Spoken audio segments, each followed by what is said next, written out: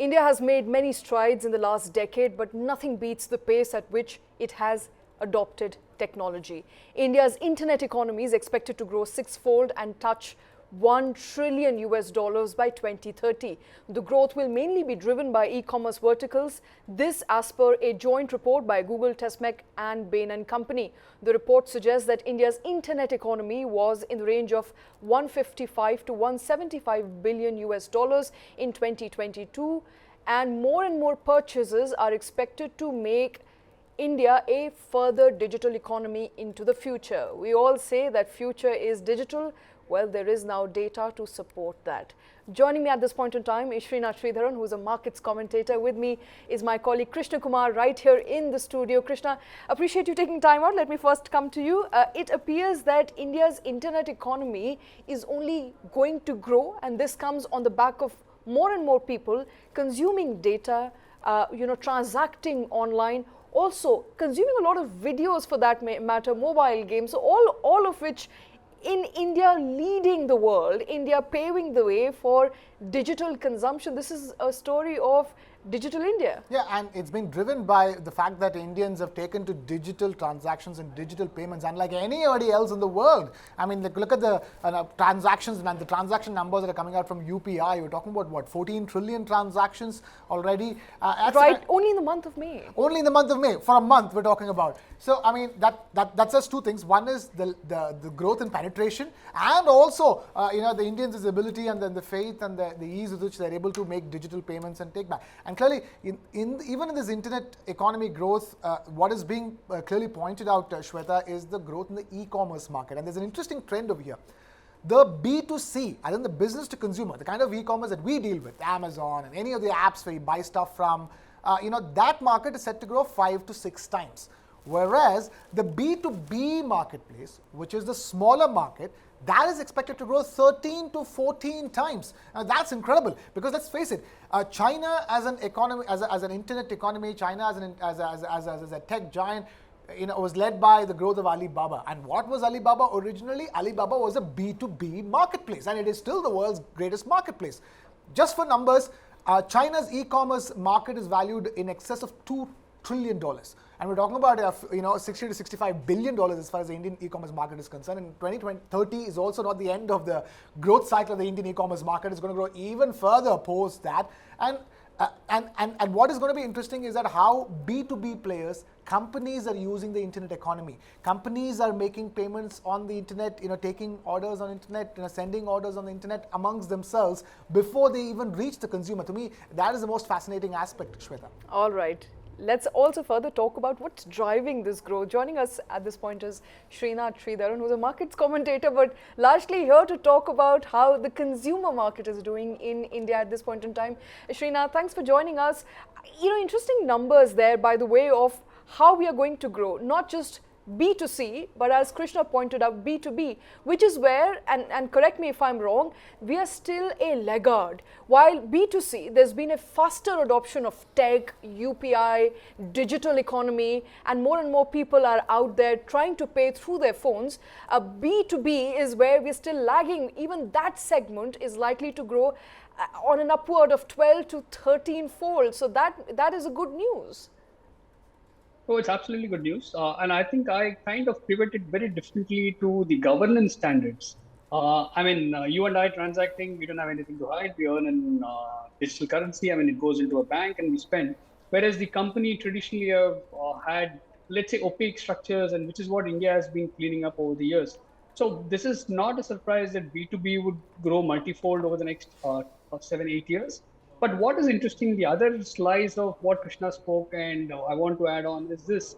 If you look at the contribution of digital economy to the GDP, it's going to double from what it is currently around 4 to 5% to 10%. $1 trillion, and we're anticipating Indian economy would be about $10 trillion by 2030 or 31. So that's 10% of GDP coming from only the internet economy. And my sense is, I think B2B adoption will be far faster. There are far more incentives, both from the financing structure on the demand and supply side, for the corporates to start adopting internet economy. So not a no-brainer at all. What was a very striking is the SaaS economy that the numbers have thrown out. That could be a fast mover.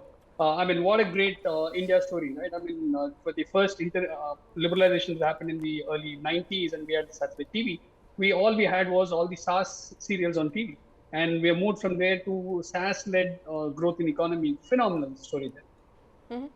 And SaaS is interesting, but also is online travel bookings, online media consumption, food delivery, edtech, healthcare, you name it, and India's online. In fact, report suggests, and I'm quoting here, that India is leading the world in online video streaming, digital payments, time spent on social media, while just trailing behind United States in overall time spent on the internet. So we are leading the world on, from online video streaming to being on social media. I don't think it's from a society point of view, it's a great comparison to say that, oh, we are going to overtake US in terms of, let's say, not being productive. I mean, a lot of these activities, I wouldn't qualify it as productive spends of time. That would be a worry. But more importantly, I think what we should also, what the report has touched upon, but we must start speaking about in the mainstream conversations is consumer protection and privacy. I mean, all of this is pegged that the digital economy will grow as long as the citizens have confidence and faith in the way the data is being handled. And I think that's the conversation that will play itself out in the next years to come. The moment, let's say there's one particular, some data leakage in one of the institutions across the verticals, I think the customers just go back into a shell. And that's something that we must speak and take care of. Okay, interesting point of view there. I mean, Srinath is saying that not all of these things are very constructive, including being on the internet and on the social media. But from what I'm reading and from what the trend is pointing to, and that is that more and more people are now aspirational in India. They want to go on the internet, they want to explore internet. And just before we started the show, Krishna, you and I were talking about the UPI story, which is, I think, a huge success stories for I'm assuming many developing countries, developing economies to emulate, a country that was once, seen to be as relatively backward, and the way in which it has adopted technology. It largely goes on to speak about the aspirations that Indians have, and more of them increasingly using UPI to not just eat food, order food, but also, move from one place to another, online shopping, online grocery, all of that pointing to a big trend. Right. The fact that Indians are adopting technology at a much faster pace also coincides with the fact that we sort of leapfrog many technological evolutions, like big data storage infrastructure. We leapfrogged it by moving to the cloud straight away, and so Indians have been making these great leaps of technology. They've been adopting technology. The common man perhaps faster than companies, because companies, big and small, are still going through their digital transformation journeys as we speak, which was hastened with the advent of the pandemic and since the pandemic. So the fact that Indians are taking technology faster than even developed countries, Western economies and Western societies, the fact that we do more payments online than them tells a very clear trend. But what's also important to note is that Indians are learning to use technology for their everyday use, and at the same time create things which can be sold in the global market, like software as a service. SaaS companies that he was talking about. Apart from the fact that B2B commerce is going to grow with the growth of technology, I would say SaaS companies, you have like Freshdesk, from India doing such wonders and then getting into trouble. But then SaaS as a business, India is like, a hotspot for it, and India is doing a few billions of dollars. The global SaaS market is about $260-270 billion. India is doing not as much, about $20 to $30 billion is what is predicted. But that's a good where India is creating software services for the world, and that is where Indians are taking it to the next level, from taking it to their everyday lives to making things which can be used for everyday lives of people across the world. Absolutely, going global with SaaS services. But another interesting story that is playing out there is the story of India's stack, and I want to bring Srinath into that. Srinath, India's stack has also played a very pivotal role, as some would say, in leapfrogging, as Krishna was saying, the leapfrogging that we have done in terms of technology adoption, and be it DigiLocker, be it UPI, to latest technology that is out there that is competing competing with, many would say, Swiggy and Ola and the Uber. The fact that India has made technology provisions for market to operate free of cost, very minimal costing, has also somewhat helped it in realizing that technology dream. Absolutely, Shweta. I mean, you said it right. I mean, India is probably the only country or the second country, but first country at scale. The other one would be probably Estonia. India is the only country where government has probably innovated much faster than the private sector in a lot of space. I mean, the entire digital public infrastructure is phenomenal. I mean, you travel to Europe or US now. I mean, we struggle for payments because we realize that we have to still carry cash and credit cards and traveler's check. Whereas in India, we are so used to now just carrying a mobile phone, and you can almost live every day, and you can do all your transactions on phone. So I think that's something that we must give credit to the government. I mean, irrespective of whichever side of the leanings anybody would come in, it is the government that has actually innovated on the digital public space. And you look at the entire value chain of even the government services, whether it is their procurement or dispensation of credit, almost everything has gone digital. And I think what the private sector can build on it is, I think, left to their imagination and scale from here. And that is why, I mean, every single fund worth their name, whether it's in the early stage investments or private equity space, are already in India. This is a market which they can't miss. Right, and I specifically want to talk about ONDC because we've been having this conversation here on News9 for a while, how ONDC is likely to challenge working models of many of these e-commerce players, including your aggregators like Paytm, and in fact, Swiggy, as I said, Zomato to Ola to Ubers, all of that will be challenged with ONDC. It is already being challenged. What we're given to understand, ONDC is very, very quickly adopting, not just for the customers, but also for B2B transactions. I was just about to get there. Great about success story of ONDC there. I was just about to get there. You know, that's where it ties up to what we've been discussing so far. Even ONDC. ONDC is the UPI moment for marketplaces, for online commerce. What UPI did to digital transactions and digital payments, ONDC is going to do to online commerce. And and when you talk about that, ONDC is being promoted and is being asked for companies to take up and get onto the platform and start using it. And that's where the key lies, Shweta. And that's where you're going to see the maximum amount of growth, simply because, as you rightly pointed out, we've been a little bit of laggards when it comes to B2B online commerce. And that's the reason why the growth rate is going to be double that of B2C online commerce. It's an incredible story. And the fact that we have that innovation called ONDC, and that's powered by the government, is another incredible thing, because all major technological innovations in the West and across the world have come from non-government backed entities, all private entities. And here in India, from UPI to ONDC, we're doing it with the backing of the government. Right. And Srinath, I want to quickly get you in on how you're reading ONDC's fast progress and adoption. We're given to understand many businesses are now taking to ONDC. It's a great window of opportunity to connect directly with your customer without an intermediary, and you're not paying a very high fee, which is a win-win both for the customer as well as the business. How do you see that ONDC story unfolding, and do you see more businesses now taking to ONDC? Is it posing as a big challenge as we would like to think, or is reality different from what we are understanding here? So I think I have a slightly contrarian view. I mean, why is the government trying to create a marketplace of marketplaces? I mean, it's almost like everybody now claims to wanting to build a super app. I think marketplaces by nature have to be left to the markets and the consumers. So if government's intent was to offer consumer protection, price protection, or stop any pilferage or any of the coercive actions that they thought the other platforms were taking, there are other methods to actually offer those protections to the consumers. So to me, I'm still kind of conflicted. Yes, I mean, from the structure point of view, creating a public protocol point of view, government has done that and pushed that. But almost you have invited platforms or investors of platforms to come to India and invest billions of dollars. And suddenly you pull the rug under them, saying that, you know what, now I'm creating my own platform. You better compete within that. And that's, to me, is it the right signal that we are sending to foreign investors? I'm not too sure. And that's where I'm kind of divided there.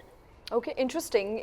We often say the government has no business being in business. And do you think, Krishna, that is contrary to that principle? Government, although it says, and let me clarify that, because we've had the Chief Business Officer of ONDC on the show about 2 to 3 weeks ago, and he very well clarified that all that we're doing is we're acting like a handshake. We're not an intermediary. We're not getting into the business. We are not for profit. So we are only facilitating that handshake between the customer and the retailer. Would you agree with that analogy, or do you think Srinath's concerns are valid here? Srinath's concerns are absolutely valid, but the way I look at it is this: when the first time open source software came about, where people, users could just get in and then improve the software. I'm talking about the times of Linux, if I may. That was considered like a big disruptor, because at the end of the day, who is supposed to create an operating system? Microsoft or Apple. A company sits and the team and the coders, they decide and whatever. What is this? You're doing it, putting it up on the internet, you're creating a code for operating system, etc., etc.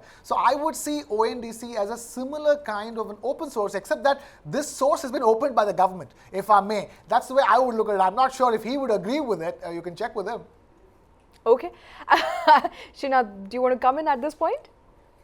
The answer is very clear. No, I don't agree with that point. As I said, typically governments and regulators are far better, and enough regulations and law that they can make to protect consumers and marketplaces in terms of fair practices. But to say that, I'm not happy with the way something is happening and I'm going to create my own parallel market or a different market, it doesn't really cut the ice theoretically. And to me, as let's say, the industry observer, the moment I see this kind of PR blitzkrieg that ONDC has had in the last 1.5 months, Shweta, I think you yourself have hosted 2 people about ONDC in the last 1 month, and you look at every channel.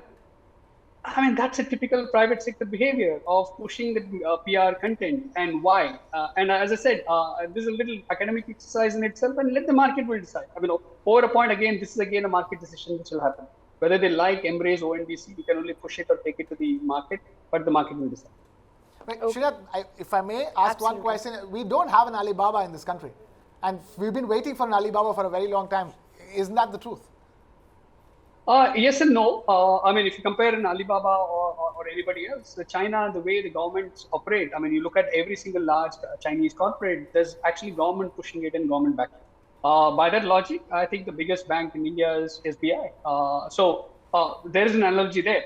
But the government need not be in every single sector. And that's the point I'm trying to say. They can create an ecosystem and allow, and especially in the innovation space, they've created protocols, and I think that's a fair bit of it. It's almost like building a stadium and drawing the athletic track and saying, well, I can do 100 meters, 200 meters, hurdle race, everything. But it doesn't mean every single government officer is going to start running those races, right? That's a point, and that's the analogy. Fair enough. Okay. I also want to quickly touch upon another aspect that the report points to, and that is the buy now, pay later expansion. The report essentially says there's going to be a 45% year-on-year growth in the number of total loans that will be disbursed. I'm not sure how to read this, Krishna. Well, it's the same discussion we had about scam loan apps coming out of the scanner in India, and 275 scam loan apps. Let's begin over there. Clearly, there's a demand for buy now, pay later, take loans. Make staggered payments. So many people turn their credit card bills into EMI payments, which Absolutely. They make. So it's very normal. It's become a common thing. In India, specifically speaking, a country that doesn't like credit, where culturally we're told, credit is not bad. To take loan, don't take loan, don't take credit. So, but things are changing. Things are changing with technology. Things are changing with faster adoption of technology by the common people of India. So, if you're telling me that in the next few years you're going to see a multifold, a near 50% increase, I hate to say this, but I'm not surprised. Okay. Srinath, what are you making of this figure? Essentially, I think Krishna is right. In a traditionally conservative capital market or a household where people are largely not encouraged to take credit or loan, we are looking at more and more people, opting for these buy now and pay later scheme.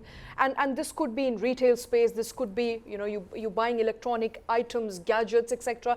Essentially, there is a growth story here. What we're trying to do is we're trying trying to get more and more people to start buying, to start purchasing, even when it's beyond their capacity to pay upfront.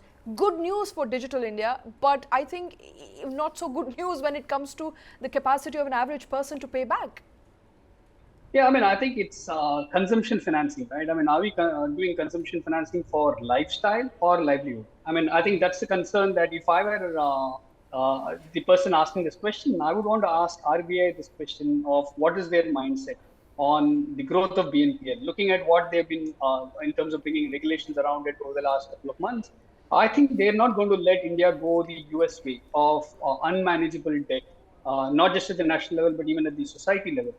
That poses the larger question, are regulators moral science teachers? In a sense, they are. They have to manage this. And we're also seeing a generational change, right? We have seen the baby boomers were very, very credit averse. Credit was a very, very bad word. It was almost like pop. People took loans only to buy the house, and typically the father-in-law or the father gave them money for buying the house. Then came the next generation where they started taking credit specifically for growth capital or any quick needs, which was long-term education loan, house loan. And now we have a generation, millennials and Generation Z, where you find a fancy TV, you find you want to finance your vacation to just go abroad now on the spur of a moment, and you can pay it over 12 months. I think that's the moment that we are in. Is it tenable and sustainable? I think that is what RBI would look at. And that is what I think all of us have to look at it as society, saying how far is it sustainable? And there's no moral right or wrong here. That's the way I think generation's mindset is. Absolutely. No specific right and wrong here, but then the report, and I'm going to conclude with that, the report is also pointing towards various omens and various challenges that we have to be very careful about. And one of them being, trying an ability to distinguish between personalization and data privacy. I think it all boils down to, as more and more people go online, and more retailers to more and more service providers are trying to personalize that service, that product for you, the need for data privacy, the need for an individual to feel safe on the internet is still very paramount, and I think something that we haven't done really well at, Srinath. Yeah, I mean, I think long way to go, right? I mean, data privacy, most of us don't know what data privacy means to us. I mean, a lot of us, I think, are armchair social media activists, right? I mean, we would talk about how we need data privacy, how the government needs to pitch in, but we don't realize the amount of data that we're letting go in the name of downloading various apps, access to various internet sites, or the very fact that we keep posting our own social media messages.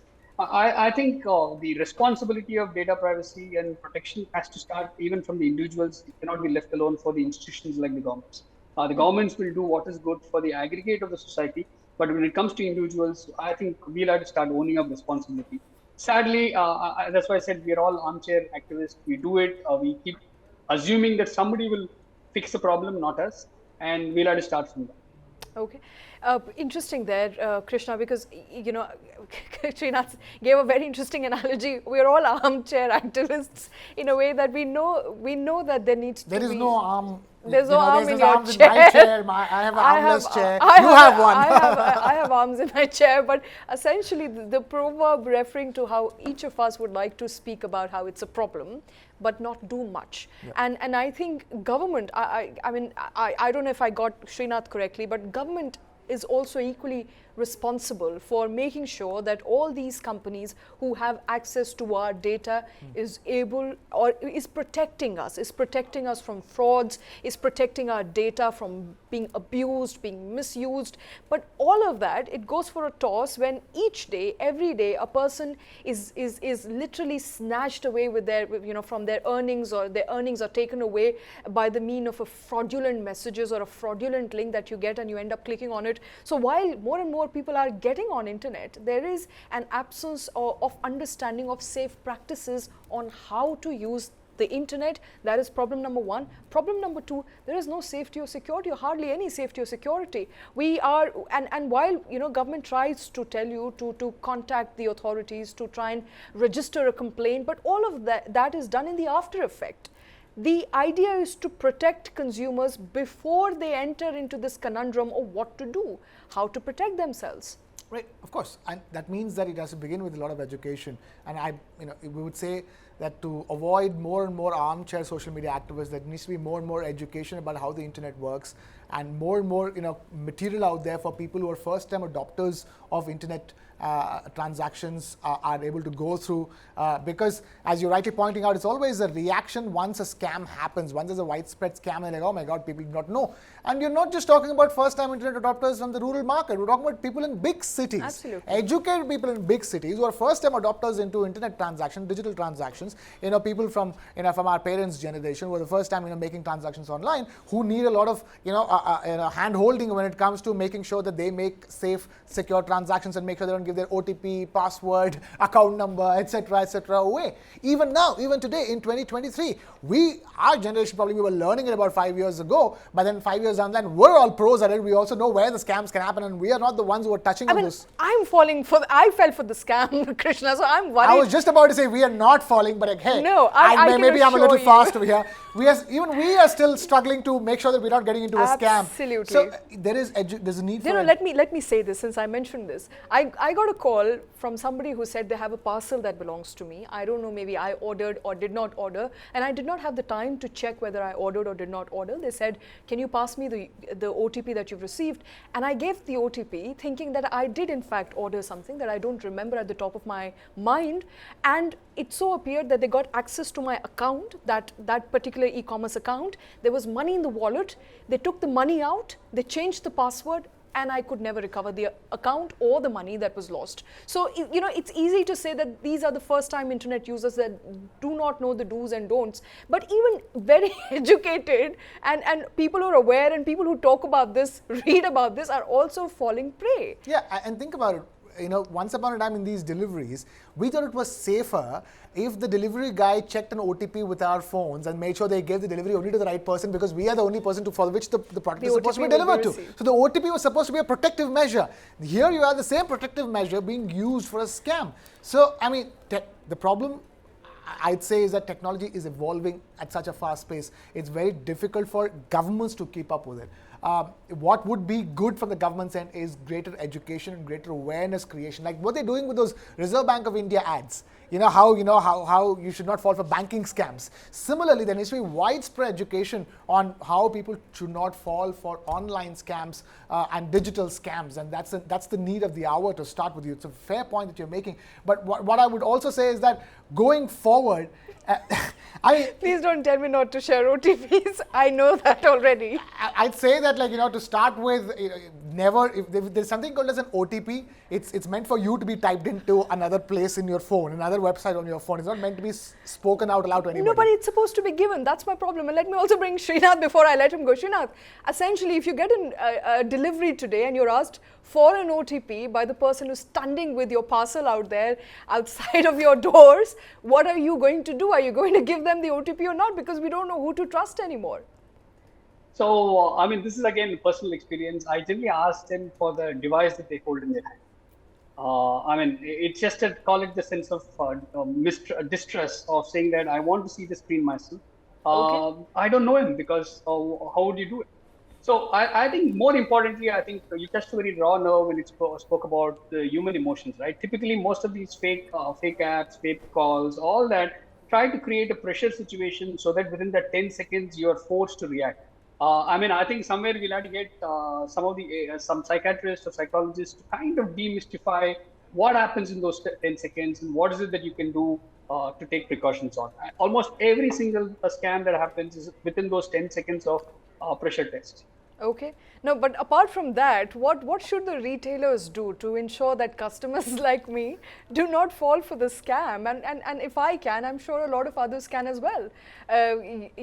So what should there's too much onus and responsibility. That my problem is the onus and responsibility is not just on the customer. There is some onus also on the service provider, in this case the e-commerce platform, and also on the government. So this has to be like a three-pronged effort, as opposed to the entire responsibility resting with the recipient of a product or a service, which is an average human.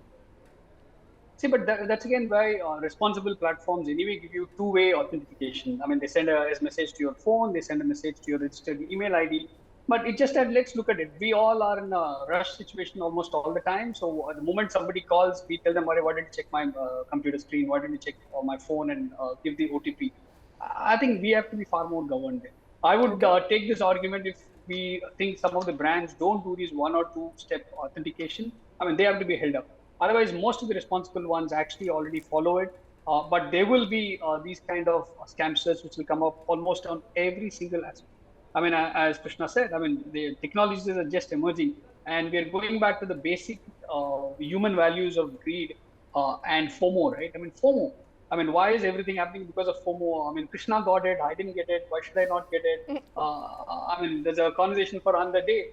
We had almost like a Twitter Spaces competitor, right? Completely vanished. I mean, everybody's question last year was, did you get invitation to join that app, download that app? Completely vanished, right? So a lot of these will happen, whether it's in finance or e-commerce. So the model of the story, I think, shop lesser, or at least remember what you shop. Right, Okay. Srinath, just before the thing is that you're talking about FOMO, the moral of the lesson, latest, apart from FOMO, the latest is called JOMO, or joy of missing out. I think more and more people should really get into JOMO mode and, enjoy the joy of missing out. Please miss out. Not everything new is to be experienced. That's an interesting conversation, gentlemen. Unfortunately, I'll have to leave it at that. Thanks very much for joining with your inputs on that very, very important story, Srinath. Of course, be very, very careful of what you're transacting, when you're transacting.